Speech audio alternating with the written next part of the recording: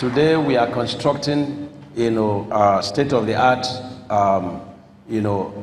hospital building, which is going to cost us about 1.5 billion. And this unit is where we intend to use as our medical, tourism. We're going to complete this building, and it's going to be the best in the country. And we're going to equip it so that big men all over the country can come to that particular building for medical treatment and for holidays. We've completed what I can say is the best school of nursing in the whole country, and I wish they can show it here, in Uburu, and we are renovating fully the School of Health Technology in Ezambo. Our 13th General Hospital is being fully renovated to the level of 90%. In fact, some of the General Hospital you will think is a teaching hospital. And so what we have done now is, after the completion of fencing and asphalting, and of course we have had to put water, we are planning to have solar plants, there, so that 24 hours you have light in this hospital. And most importantly is what we are doing to assist our brothers and sisters that are variously challenged, especially those that cannot afford medical care. So every month we give to our Department of Welfare the sum of 50 million. And what the person does is, some people that have challenges of cancer, kidney failures and hip replacement and so on and so forth. So he interfaces with them directly, Father Abraham Wali. And not only that, he goes to the various hospitals, both our 13th General Hospital, some primary health care centers, and the mission hospitals. Some of our people that completed their medical treatment but detained for reason of inability to pay, Father would always pay for them, with this amount, and would also give out, wrappers and foodstuff and release them to their homes. And not only that, we had to also use our religious, fathers, whereby we give some money to the religious institutions, so that those of their members that are variously challenged health-wise, also assisted, and result has been tremendous. And I wish we also show it.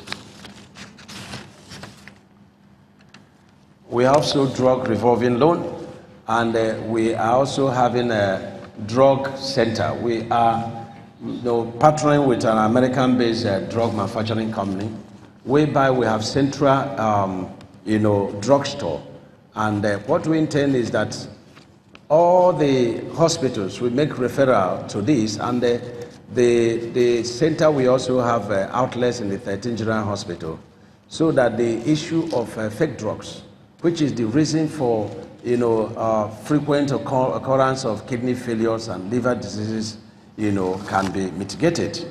So we are doing this, and we also have a program that we call 24-hour doctor call, whereby anywhere you are, and you call a particular number, through the primary health centers that are 285. We provided, ambulances to the level of Keke Napep, equip them with, telephone.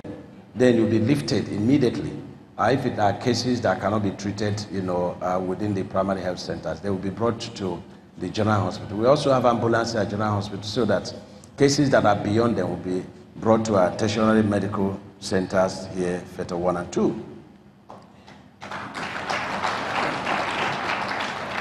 Our government was the first government that started paying medical conhests and commerce. And we've been paying, and we pay the 15th of every month. And this is very important. In the area of education, when we came on board, we realized that we never assessed our UBEC counterpart fund, for education. And so we saved money and immediately, paid over 4 billion to UBEC in Abuja, and they released 4 billion. And so over 8 billion is being injected just for renovation of our schools, and just for, buying of chairs, for our children. It was a pity sight when we came on board to see our children, staying on bare floors, see our children, studying without roof over their heads. And so we said this should not be allowed. And we've injected another 5 billion, in the various programs of education in our state.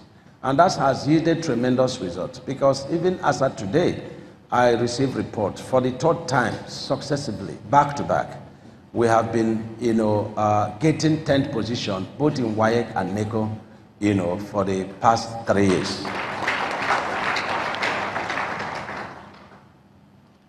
And let me also add that why other universities in the country are increasing their school fees, we decided that we will not increase our school fees. We'd rather reduce our school fees, because we want to ensure that our people, having given free education in primary and secondary, sectors for education, that we also make it, possible for our parents to afford, the tertiary institution program for their children.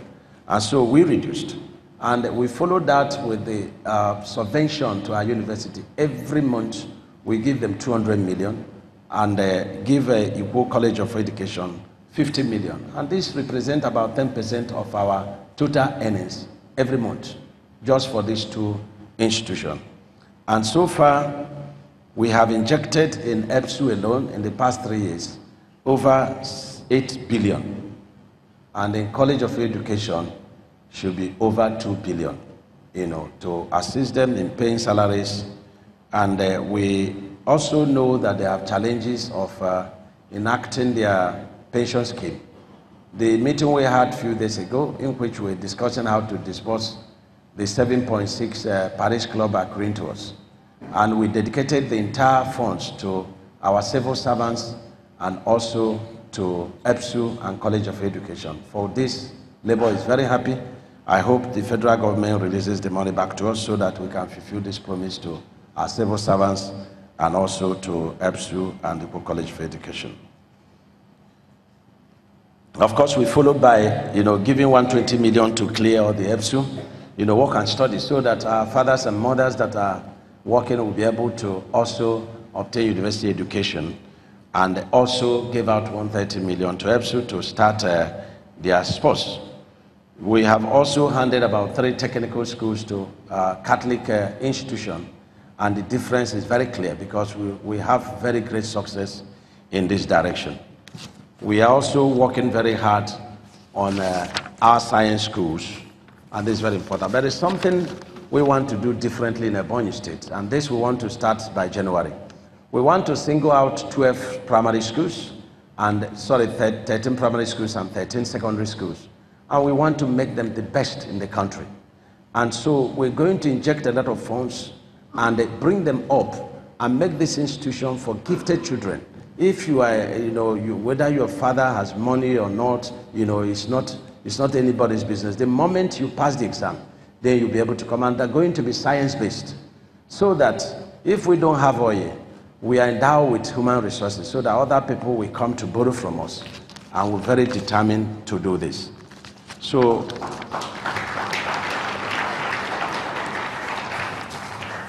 let me also mention that we are working very hard in ICT, and there's such a situation because we have shortage of science teachers, English teachers, and some of the essential subjects. But we are bridging this gap by getting ICT into it, whereby if you are teaching in one secondary school, some other secondary school through our ICT will be receiving the same lecture and will be able to ask questions.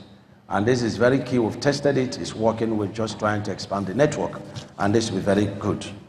In the area of agriculture, Ebonyi State is highly noted for agriculture, and all the time I commend the federal government for their, assistance continuously, and CBN Governor, Minister of Agriculture, and for their commitment in development for agriculture in our state.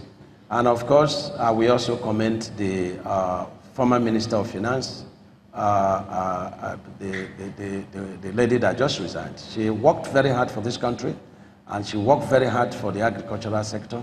She worked very hard to bring us out of recession. So I must commend her, and I will be one of those that will miss her because of her genuine contribution to rebuilding of this great nation, Nigeria.